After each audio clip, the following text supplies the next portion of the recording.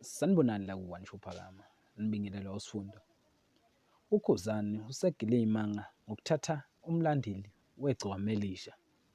Uzokhumbula laphana igalafu elisha beliqedwa nje ukunikwa uMthandeni iy'busiso zokuthi licule liphumelele njengomculi olondle abantu abanambalwa.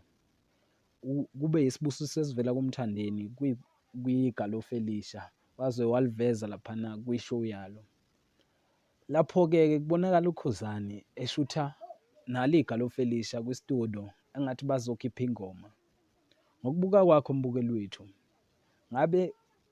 ngabe yinto enhle yini lena eyenziwe uKhuzani noma igalofu elisha lenza into enhle ngokulokhu ngokukhipha noKhuzani ingoma lingakakhiphi negciwane elisha? Siyacela nje ushiye umbono wakho ngalolu daba, ungakhohlwa ukulayikha nokukhomenta ngaphansi ku-comment section nokusubscribe-a. Ngiyabonga.